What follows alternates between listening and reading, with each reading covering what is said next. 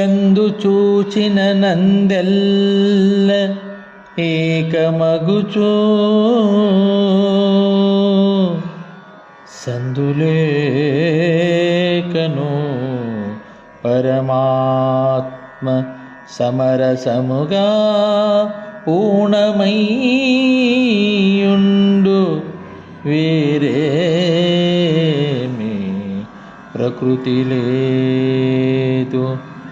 కల్పనాతీత యోగాత్మ కేవలాత్మ. ఎందు చూచిన నందెల్ల ఏకమగుచు సందులేకను పరమాత్మ సమరసముగా పూర్ణమై ఉండు వేరేమి ప్రకృతి లేదు. కల్పనాతీత యోగాత్మ కేవలాత్మ. జై గురుదేవా. శ్రీ గురు బాలరామస్వాములు వారిచే విరచితమైన కేవలాత్మ శతకం యందు 18వ గీత పద్యం అచల లక్షణాన్ని తెలియజేస్తూ ఉన్నారు.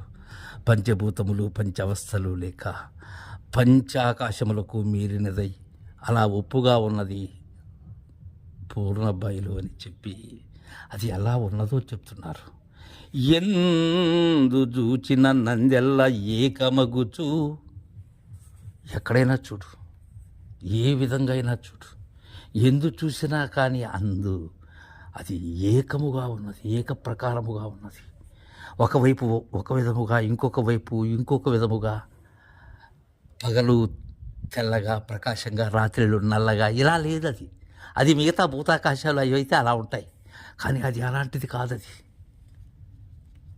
అది ప్రకాశమానమై ప్రకాశరహితమైనది, ఏక ప్రకారము ఉన్నది. అది సర్వకాల సర్వావస్థల యందు కూడా ఏకమగుచు సందులేకను పరమాత్మ సమరసముగా. ఎలా ఉన్నది?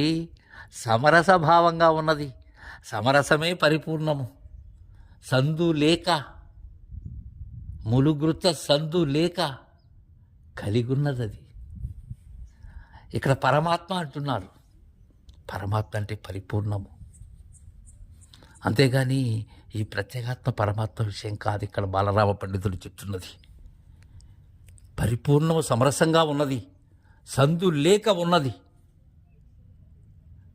కాలమునకు అంటక కాలాతీతమై ఉన్నది, జ్ఞానమునకు చిక్కక జ్ఞానాతీతమై ఉన్నది, ఆనందము కాక ఆనందాతీతమై ఉన్నది.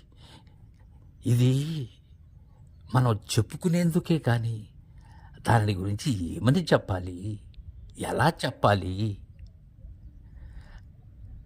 పూర్ణమయ్యుండు వీరేమి ప్రకృతి లేదు.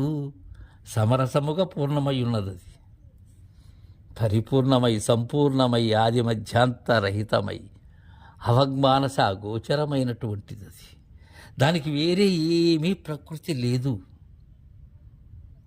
అంటే దానిలో ఉన్న ప్రకృతి కానీ పురుషుడు కానీ ఇవేవీ లేదు దానికి. ఈ కరచరణాద్యవ్యయ అంటే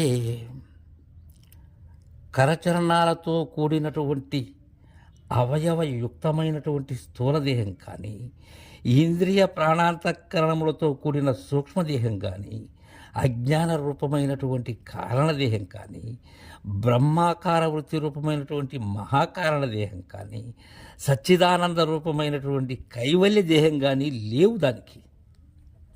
అది పూర్ణమై ఉన్నది. దానికి ఈ సృష్టి స్థితి లయ రూపమైనటువంటి తటస్థ లక్షణాలు లేవు. సచ్చిదానంద రూపమైనటువంటి స్వరూప లక్షణాలు లేవు. ఈ విశ్వతైజస ప్రాజ్ఞ ప్రత్యేగాత్మలు కానీ, విరాట్ హిరణ్య గర్భ అవ్యాకృతి మూల ప్రకృతి పరమాత్మలు కానీ, కార్యకారణములు కానీ ఏమీ లేక పూర్ణమై ఉన్నది. దానికి వేరే ఏమీ ప్రకృతి లేదు. అని తెలియజేస్తున్నారు. కల్పనాతీత యోగాత్మ కేవలాత్మ. జై గురుదేవా.